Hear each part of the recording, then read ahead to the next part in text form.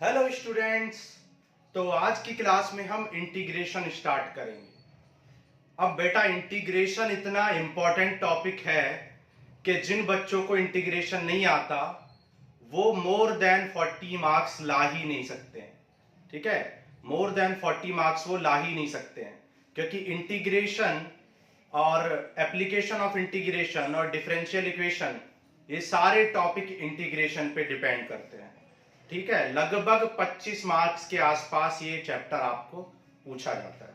ठीक है, अब इंटीग्रेशन इतना इंपॉर्टेंट टॉपिक है और इतना लेंदी टॉपिक है ये कि हमारी बुक में लगभग इसमें 14 से 15 एक्सरसाइज दे रखी है, इंक्लूडिंग मिसलेनियस एक्सरसाइज।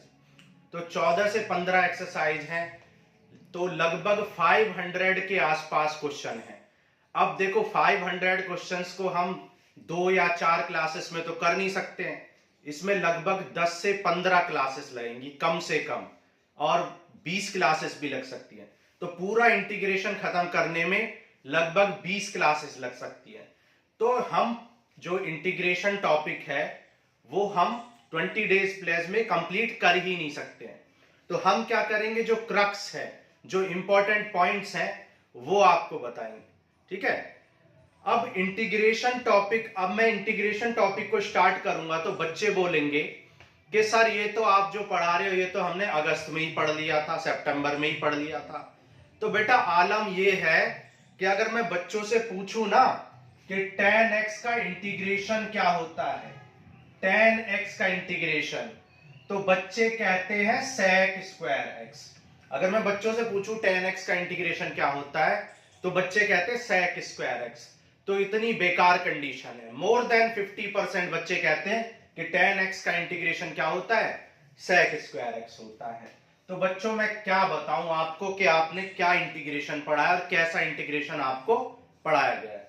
ठीक है, तो आज से हम इंटीग्रेशन स्टार्ट करेंगे और देखेंगे कि किस तरीके से बेसिक फंक्शंस का इंटीग्रेशन भी बहुत सारे बच्चों को नहीं आता है। बहुत सारे बच्चों को बेसिक फंक्शंस का इंटीग्रेशन भी नहीं आता है। जैसे हमने डिफरेंशिएशन चैप्टर में फर्स्ट लेक्चर में साइन इनवर्स एक्स का डिफरेंशिएशन किया था, तो बहुत सारे बच्चे कहते हैं साइन इनवर्स एक्स का डिफरेंशिएशन होता है 1/√1, लेकिन निकालने के लिए बोला जाए तो मोर देन 80% बच्चों को साइन इनवर्स एक्स का इंटीग्रेशन निकालना ही नहीं आता है।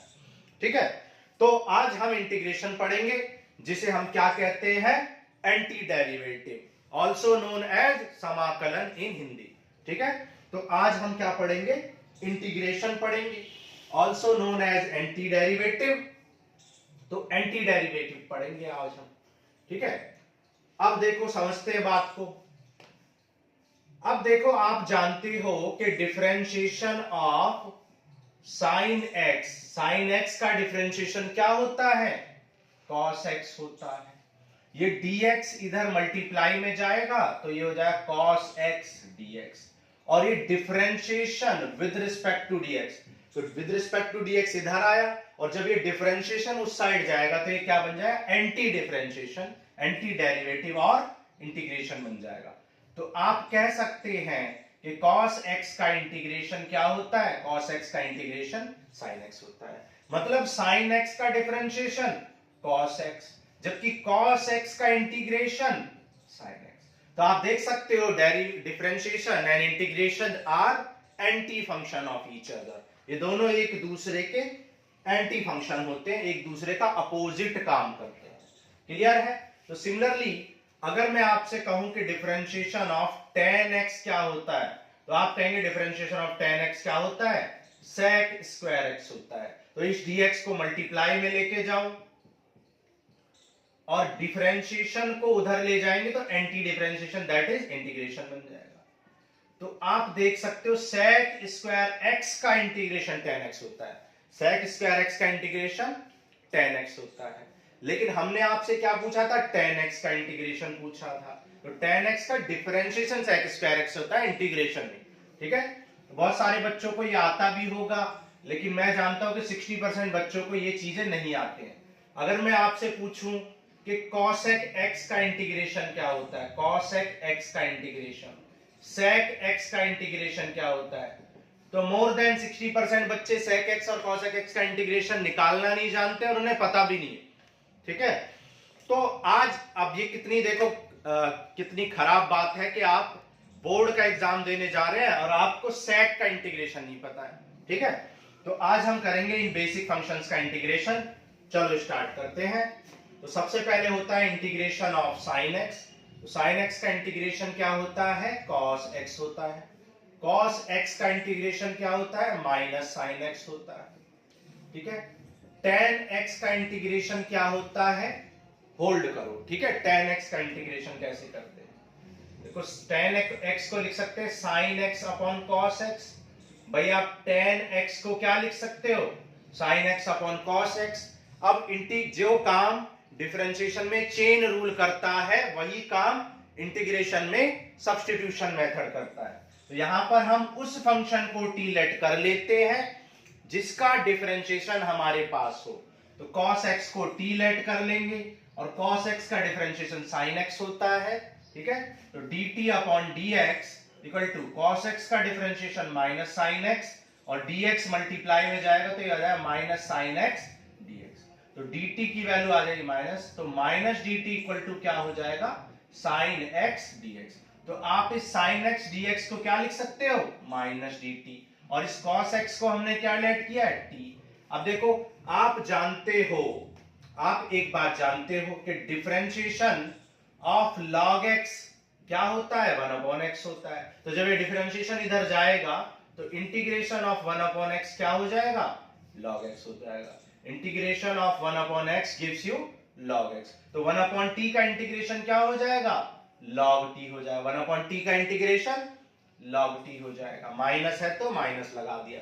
t किसको लेट किया था, cos x को, तो ये आ जाएगा minus log cos x। Clear है। तो आप कह सकते हैं कि differentiation of tan x, tan x का डिफरेंशिएशन क्या होता है, माइनस log cos x होता है। और log की प्रॉपर्टी आपको पढ़ाई थी डिफरेंशिएशन में कि log क्या करता है, माइनस पावर को मल्टीप्लाई में ले जाता है। तो इस पावर को हम वापस से पावर में भी ले जा सकते हैं, इस माइनस को। तो log cos की पावर माइनस हो जाएगा, और माइनस का मतलब क्या है, log 1 अपॉन cos x, और 1 अपॉन cos x का मतलब क्या होता है, sec x। यानी कि आप ये कह सकते हो कि tan x का इंटीग्रेशन log sec x होता है और tan x का इंटीग्रेशन क्या होता है, माइनस log cos x। दोनों फॉर्मूले आप याद रख लो। ठीक है, tan x का इंटीग्रेशन क्या होता है, माइनस log cos x और log sec x। तो tan x का इंटीग्रेशन क्या आ गया, log sec x। ठीक है, प्लस सम कांस्टेंट करते हैं इंटीग्रेशन में, क्यों करते हैं ये बात हम बाद में आपको बताएंगे। सिमिलरली cot x का डिफरेंशिएशन, तो जैसे आपने tan x का निकाला है वैसे ही आप cot x का निकाल लो। ठीक है, तो cot x का इंटीग्रेशन देखते हैं। तो देखो cot x का इंटीग्रेशन क्या होता है, cot x को क्या लिख सकते हैं, cos अपॉन sin लिख सकते हैं। तो sin को t लेट कर लो, sin को t लेट करेंगे तो डिफरेंशिएशन cos x dx आ जाए। मतलब इस न्यूमरेटर को हम क्या लिख सकते हैं, dt, और sin x को t लिख सकते हैं। तो 1 अपॉन t का क्या हो जाएगा, log t, और t किसको लेट किया था, sin x को, तो ये आ जाए log sin x plus c। ठीक है, log sin x plus c। आप देख रहे हो हम log के बाहर क्या लगा रहे हैं, मॉडुलस लगा रहे हैं, क्योंकि log हमेशा एक पॉजिटिव फंक्शन का ही लिया जाता है। log is always of A positive function. तो जहां भी आप log लिखते हो तो वहां पे log ऑफ मॉडुलस जरूर लिख दिया करो। ठीक है, हमेशा, चाहे मैं लिखूं या ना लिखूं, आप समझ जाया करो कि log हमेशा मॉडुलस फंक्शन के साथ ही लिखा जाता है। ओके, चलो आगे चलते हैं। अब देखो sin cos tan cot हो गया। अब क्या बचा आपका, sec बचा। अब देखो sec x का इंटीग्रेशन करते हैं। तो देखो sec x का इंटीग्रेशन सीखते हैं। तो sec x का इंटीग्रेशन कैसे करते हैं, sec x minus tan x से मल्टीप्लाई और डिवाइड कर देते हैं। sec x plus tan x से मल्टीप्लाई और डिवाइड कर देते हैं। अब डिनोमिनेटर को t लेट कर लो, तो t इक्वल टू आपने लेट कर लिया sec x plus tan x। अब जब आप इसको डिफरेंशिएशन करोगे तो आप जानते हो sec x का क्या होता है, sec x plus tan x, और tan x का sec स्क्वायर x। तो sec x कॉमन ले लेंगे, sec x plus tan x। ठीक है, तो ये देखो ये ऊपर वाला क्या बन गया, dt के इक्वल बन गया। तो आप न्यूमरेटर को dt और डिनोमिनेटर को t लिख सकते हैं, और 1/t का क्या होता है, log t होता है, log t, और t की वैल्यू आपने पुट कर दी। तो आप कह सकते हैं कि cosec x का जो डिफरेंशिएशन होता है वो क्या होता है, sec x plus tan x, ठीक है। sec x का इंटीग्रेशन क्या होता है, log sec x plus tan। Clear है बात? चलो आगे चलते हैं। अब देखो cosec x का करते हैं सिमिलरली। तो cosec x का करने के लिए क्या करते हैं, cosec x का करने के लिए cosec x minus cot x से मल्टीप्लाई कर देते हैं और डिवाइड भी कर देते हैं, ठीक है। Minus cosec x minus cot x से मल्टीप्लाई और डिवाइड कर देते हैं।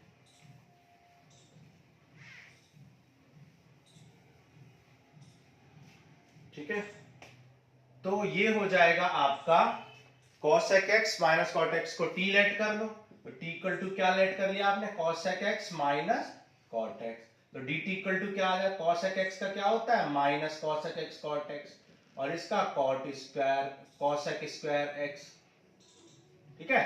cos दिख रहा है आपको इधर, ठीक है, बिल्कुल दिख रहा है। अब देखो यहाँ पे cosec x कॉमन ले लेंगे, तो cosec x जब आप कॉमन लोगे तो क्या बचेगा, cosec x minus cot x बच जाएगा, ठीक है। तो आप इस न्यूमरेटर को क्या लिख सकते हैं, dt, और डिनोमिनेटर को आप क्या लिख सकते हो, t लिख सकते हो। न्यूमरेटर को dt और डिनोमिनेटर को t, तो ये क्या हो जाएगा आपका log t, और log t की वैल्यू क्या है, cosec x minus cot x। तो cosec x की वैल्यू क्या हो जाएगी, cosec x की वैल्यू हो जाएगी log cosec x minus cot x plus c। Clear है? ओके, तो ये आ गया log cosec x minus cot x। Okay, चलो अब देखो, अब आपको कहीं कहीं पे बुक्स में ये फंक्शन sec प्लस tan की जगह पे sec माइनस tan भी दिख सकता है, और यहां तो देखो उसको आपको कैसे समझना है, ठीक है। तो आपको एक बेसिक फंक्शन यानी आइडेंटिटी पता होगी, sec square x minus tan square x equal to 1। तो आप कह सकते हैं sec x minus tan x into sec x plus tan x, इसको आप ऐसे भी लिख सकते हो a square minus b square का फॉर्मूला। तो आप कह सकते हैं sec x minus tan x या sec x plus tan x इसके इक्वल हो जाएगा sec x plus tan x आपका 1 upon sec x minus tan x के इक्वल हो जाएगा, या कह सकते हैं sec x minus tan x के इनवर्स के इक्वल हो जाएगा। तो आप sec x plus tan x को 1 upon sec x minus tan x लिख सकते हैं, या sec x minus tan inverse x। तो क्योंकि अब इस sec x plus tan x को जब आप sec x minus tan x लिखोगे और उसकी पावर माइनस 1 है तो माइनस 1 आगे आ जाएगा, तो आप कहीं कहीं पे आपको minus log sec x minus tan x भी दिखेगा आपको, ठीक है। तो ये भी फॉर्मूला आपको याद रखना है, ठीक है। एक आप याद रखें, देखो बच्चों प्रॉब्लम क्या होती है इंटीग्रेशन और डिफरेंशिएशन में, आपको क्यों परेशानी होती है, क्योंकि आप दोनों चीज याद रखना स्टार्ट कर देते हो, आप दोनों बातें याद रखते हो, आप डिफरेंशिएशन का भी फॉर्मूला याद रखते हो, आप इंटीग्रेशन का भी, और बाद में फिर आप कंफ्यूज हो जाते हो कि tan x का इंटीग्रेशन था या डिफरेंशिएशन था। जब इंटीग्रेशन पूछा जाता है तो आप डिफरेंशिएशन का आंसर दे देते हो, tan x का इंटीग्रेशन पूछें तो आप कहते हो sec स्क्वायर x, है ना। तो ऐसा इसलिए होता है क्योंकि आप दोनों फॉर्मूले याद रखते हो। आप एक फॉर्मूला याद रखो, आप सिर्फ डिफरेंशिएशन याद रखो, हर फंक्शन का डिफरेंशिएशन याद रखो, तो इंटीग्रेशन अपने आप ही उसका अपोजिट हो जाएगा। भाई साइन का डिफरेंशिएशन कॉस होता है, तो कॉस का डिफरेंशिएशन साइन हो जाएगा, उल्टा हो जाएगा। कॉस का डिफरेंशिएशन माइनस साइन एक्स होता है, तो साइन का माइनस कॉस एक्स। तो एक फॉर्मूले को याद रखने से आपको दोनों याद हो जाए, आप दोनों याद रखते हो तो एक भी याद नहीं रहता। क्लियर है? तो आपको एक याद रखना है कि भाई log sec x plus tan x याद रखना है, तो दूसरा वाला क्या हो जाए, minus log sec x minus tan x। अब सिमिलरली यहां पर हो जाएगा minus log cos sec x plus cot x plus c। तो ये आपके बेसिक ट्रिग्नोमेट्रिक फंक्शंस के फॉर्मूले हो गए। क्लियर है? चलो आगे चलते हैं।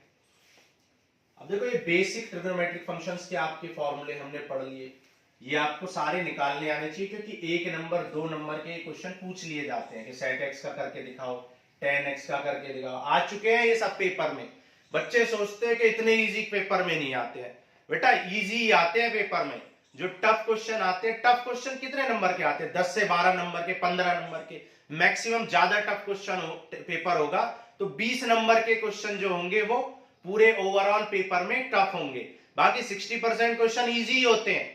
लेकिन आप जो है इजी क्वेश्चंस को सोचते हो ये तो हमें आते हैं, लेकिन आपको आते नहीं है। आते तो आप tan x का इंटीग्रेशन sec स्क्वायर x नहीं बताते, और sec x का आपको पता ही नहीं है। क्लियर? चलो अब देखो, हमने सारे ट्रिग्नोमेट्री फंक्शंस का कर लिया, अब हम उनके स्क्वायर्स का करेंगे। ठीक है, अब हम उनके स्क्वायर्स का करेंगे, जैसे sin स्क्वायर x का करेंगे। अब देखो sin स्क्वायर x का कैसे करेंगे? cos 2x का फॉर्मूला याद रखना पड़ेगा आपको, 1 माइनस 2 sin स्क्वायर x, ये आपको फॉर्मूला याद होना चाहिए। और cos 2x का 2 cos स्क्वायर x माइनस 1, ये फॉर्मूले कहां से आते हैं, कैसे ड्राइव किए जाते हैं, ये हम अपने चैनल NRZ मैथ्स पे बेसिक्स ऑफ ट्रिग्नोमेट्री में पढ़ा चुके हैं। ठीक है, तो वहां पे आप इसको विजिट कर सकते हो प्लेलिस्ट में जाके। अब देखो 2 sin स्क्वायर x को इधर लेके आओ और ये 1 माइनस cos 2x हो जाएगा, और इस 2 cos स्क्वायर x को इधर ही रहने दो और ये 1 प्लस cos 2x हो जाएगा। ठीक है, तो ये दोनों फॉर्मूले आपको डायरेक्टली याद रखने हैं कि 2 sin square x equal to 1 minus cos 2x, 2 cos square x equal to 1 plus. More than 100 times ये फॉर्मूले आपके यूज होंगे, 100 से ज्यादा क्वेश्चन में। पूरे इंटीग्रेशन में 500 के करीब क्वेश्चन है, लेकिन 100 से ज्यादा क्वेश्चंस में ये यूज होंगे, नहीं तो आप काउंट कर लेना। ठीक है, 100 से ज्यादा फॉर्मूले में। ठीक है, तो अब इन दोनों को जब कंबाइन करते हैं तो आप इसको इससे डिवाइड करोगे तो 2 2 कैंसिल, साइन अपॉन 10, तो आप कह सकते हो tan square x equal to क्या आ जाएगा, 1 minus cos 2x upon 1 plus cos 2x। तो ये भी आपको याद रखना है। ठीक है, तो ये फॉर्मूले किसी ना किसी फॉर्म में 100 से ज्यादा क्वेश्चंस में यूज हुए हैं। ठीक है, इंटीग्रेशन में, डिफरेंशियल इक्वेशन में और एप्लीकेशन ऑफ इंटीग्रेशन में। चलो अब देखो sin स्क्वायर x आपको डायरेक्ट हमने बता दिया क्या होता है, 2 sin 1 माइनस cos, तो sin स्क्वायर क्या हो जाएगा, 1 minus cos 2x, 1 minus cos 2x upon 2, ये हो जाएगा। क्लियर? सिमिलरली अगर आपको cos स्क्वायर x का पूछा गया होता तो उसको आप क्या लिख सकते हो, cos स्क्वायर x को 1 plus cos 2x by 2। Direct आपको ये फॉर्मूला याद रखने हैं, एक फॉर्मूला याद रखो, दूसरा अपने आप ही हो जाएगा। साइन वाला याद रखोगे, साइन वाले में माइनस होता है, तो कॉस वाले में अपने आप ही प्लस याद आ जाएगा। दोनों याद रखते हो तो एक भी याद नहीं रहता है। ठीक है, तो देखो अब इसको क्या करोगे, 2 कांस्टेंट है तो 2 को बाहर ले लो, 1/2 को। अब 1 का इंटीग्रेशन करेंगे और cos 2x का इंटीग्रेशन करेंगे। यहां पे 1/2 कांस्टेंट है, 1 को इंटीग्रेट करेंगे और cos 2x को इंटीग्रेट करेंगे। ठीक है, अब देखो cos 2x का इंटीग्रेशन बाय सब्स्टिट्यूशन से, जो काम वहां चेन रूल में किया जाता है वो काम यहां इंटीग्रेशन बाय सब्स्टिट्यूशन से करेंगे। भाई cos 2x बेसिक फंक्शन नहीं है, तो cos 2x बेसिक फंक्शन नहीं है, 2x का दोबारा करेंगे। ठीक है, cos 2x बेसिक फंक्शन नहीं है तो दोबारा करेंगे, तो cos 2x का हो जाएगा sin 2x, और दोबारा क्या करते हैं, डिफरेंशिएशन करते हैं डिवाइड में। वहां पे दोबारा डिफरेंशिएशन करते हैं मल्टीप्लाई में, यहां डिवाइड में, तो ये क्या हो जाएगा sin 2x बाई 2। ठीक है, cos 2x का sin 2x बाई 2, तो इस cos 2x का क्या हो जाएगा, और 1 का क्या होता है x, और cos 2x का क्या हो जाएगा sin 2x बाई 2, यानी 1/2। इसे क्या लिख सकते हैं, 1/2x minus 1/4 sin 2x। Clear है बात? ओके, चलो यहां पर भी सेम ही क्वेश्चन आ जाएगा, 1 का x और 1 cos 2x का 1/2 sin 2x। ठीक है, 1/2 sin 2x, तो याद है x/2 plus 1/4 sin 2x। Clear है? तो ये आपका इंटीग्रेशन आ गया, समझ आ गया होगा आपको। ठीक है, तो sin स्क्वायर x और cos स्क्वायर x का इंटीग्रेशन हमने सीख लिया। ठीक है, अब देखो कुछ बच्चे इसको ऐसे ना करके कैसे करते हैं, सब्स्टिट्यूशन से करते हैं। ये हमने चेन रूल लगाया, आप सब्स्टिट्यूशन से भी कर सकते हो। क्या करोगे, 2x को x मान लेंगे या t मान लेंगे। ठीक है, x नहीं मानेंगे तो t मान लेंगे, तो dt upon dx equal to 2 आ जाएगा, 2x का डिफरेंशिएशन, तो हो जाएगा dx। तो dx की वैल्यू क्या आ जाएगी, dt अपॉन 2। तो आप इस dx को क्या लिख सकते हो, dt बाई 2, और 2x को t, तो ये cos t, 1/2 बाहर आ गया, cos t का इंटीग्रेशन क्या होता है, cos t का इंटीग्रेशन होता है sin t, ठीक है। तो t का क्या हो जाएगा, t का हो जाएगा sin 2x। तो आप देख सकते हो कि सेम एज प्रीवियस वन, जैसा कि हमने अभी बताया था, तो आप ऐसे भी निकाल सकते हो। क्लियर है? तो इस तरीके से आप बेसिक फंक्शंस जो नहीं होते उनको सब्स्टिट्यूशन से निकाल सकते हो। क्लियर है? अभी आपको ये चीजें बहुत इजी लग रही है, ऐसा लग रहा है क्या पढ़ा रहे हैं, ये तो सब हमें आता है। नहीं आता आपको, ठीक है, आपको कुछ भी नहीं आता है।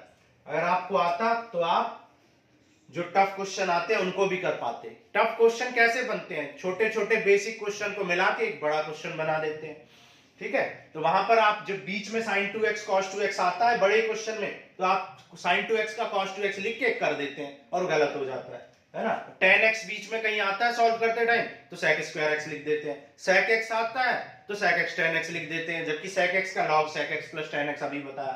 क्लियर है? तो देखो अब करते हैं tan स्क्वायर x को इंटीग्रेट। अब देखो tan स्क्वायर x का इंटीग्रेशन कैसे करते हैं, ये भी बहुत सारे बच्चों को नहीं आता, जबकि ये कम से कम 10 बार ये पेपर में आ चुका है, 10 बार बोर्ड एग्जाम्स में आ चुका है ये, ठीक है, 10 टाइम्स। और cot स्क्वायर x का भी। अब देखो ट्रिग्नोमेट्री आइडेंटिटी का यूज करेंगे। आप जानते हो sec square x minus tan square x equal to 1, तो sec square x equal to क्या, tan square x equal to निकाल लो, यहां से tan square x equal to क्या है, sec स्क्वायर x माइनस 1, तो ये हो जाएगा sec स्क्वायर x माइनस 1। और sec स्क्वायर x का क्या होता है, tan x, और 1 का क्या होता है, x। तो ये आ जाएगा आपका आंसर। क्लियर है? तो ये हमने निकाल लिया tan स्क्वायर x का। सिमिलरली आप cot स्क्वायर x का निकाल सकते हो, ये भी बहुत बार पूछा गया है। cot स्क्वायर x का 1 नंबर में 2 नंबर में पूछे जाते हैं। क्या हो जाएगा, cosec स्क्वायर x माइनस 1, ठीक है। cosec स्क्वायर x का क्या होता है, माइनस cot x, 1 का क्या होता है, x प्लस c, तो minus cot x plus c, ये आपका cot स्क्वायर x का हो जाएगा। ये भी बहुत इंपॉर्टेंट है, कई बार पेपर में ये पूछा गया, ठीक है। चलो आगे चलते हैं। अब करते हैं हम किसका, इरेज कर देते हैं। चलो अब करेंगे हम sec स्क्वायर x का। तो sec स्क्वायर x का क्या होता है, अभी आपको बताया था स्टार्टिंग में बताया था भाई, tan x का डिफरेंशिएशन sec स्क्वायर x, भाई आपको बताया था कि tan x का differentiation sec square x, tan x का डिफरेंशिएशन sec स्क्वायर x, तो ये डिफरेंशिएशन इधर जाएगा तो इंटीग्रेशन, तो sec स्क्वायर x का इंटीग्रेशन क्या हो जाएगा, tan x हो जाएगा। तो आप कह सकते हैं कि sec स्क्वायर x का इंटीग्रेशन क्या होता है, tan x होता है। उसी तरीके से cosec स्क्वायर x का इंटीग्रेशन क्या हो जाएगा, माइनस cot x। भाई cot का डिफरेंशिएशन माइनस cosec स्क्वायर, तो cosec स्क्वायर का माइनस cot x, जिसका डिफरेंशिएशन नेगेटिव उसका इंटीग्रेशन भी नेगेटिव। लेकिन समझ लो बात को क्या कह रहा हूं मैं, cot का डिफरेंशिएशन माइनस cosec स्क्वायर, तो cosec स्क्वायर का माइनस tan x, इस तरीके से आपको याद रखना है। क्लियर है? चलो आगे चलते हैं। अब देखो सारे ट्रिग्नोमेट्रिक फंक्शंस का हमने इंटीग्रेशन पढ़ लिया, उनके स्क्वायर्स का इंटीग्रेशन पढ़ लिया। अब हम पढ़ेंगे ट्रिग्नोमेट्रिक फंक्शंस के क्यूब का इंटीग्रेशन पढ़ेंगे, ठीक है। तो क्यूब का इंटीग्रेशन पढ़ते हैं। जैसे आपसे पूछा गया साइन क्यूब x, तो साइन क्यूब x का क्या हो जाएगा, sine x into sine square x, ठीक है। तो ये क्या हो जाएगा, साइन स्क्वायर को कन्वर्ट कर लेंगे 1 माइनस कॉस स्क्वायर x में, आइडेंटिटी का यूज करके मल्टीप्लाई कर दो, ये आएगा sine x into sine x cos square x, ठीक है। अब इसको इंटीग्रेट कर दो, sine x dx minus sine x cos square x। Sine x का इंटीग्रेशन क्या हो जाएगा, माइनस कॉस x, तो t लेट कर लो, ठीक है। तो dt अपॉन dx, कॉस का इंटीग्रेशन क्या हो जाएगा, माइनस साइन, तो dt इक्वल टू क्या आ जाएगा, माइनस साइन x dx, तो माइनस साइन x dx आपका dt हो जाएगा, ठीक है। तो माइनस dt लिख सकते हैं इसको, तो ये हो जाएगा प्लस, और ये हो जाएगा कॉस को आपने t लेट किया, तो t स्क्वायर dt। क्लियर है? तो कॉस x, और t स्क्वायर का क्या होता है, t cube by 3, t square का होता है t क्यूब बाई 3, और t क्यूब को क्या लिख सकते हैं, 1/3 cos क्यूब x, ठीक है। t की वैल्यू क्या है, cos x। समझ आ गया आपको? ठीक है। तो साइन क्यूब x का इंटीग्रेशन आप इस तरीके से कर लेते हैं, ये सारे पेपर में आ चुके हैं, बच्चों आप लोग सोचते हो कि इतने इजी क्वेश्चन हम करा रहे हैं, लेकिन ये सब पेपर में आते हैं और बच्चों से होते भी नहीं है। ठीक है, बच्चों से ये होते भी नहीं है। तो ये सारे क्वेश्चन पेपर में आ चुके हैं या आते हैं, तो ये आपको सही से समझने। ठीक है, चलो आगे बढ़ते हैं।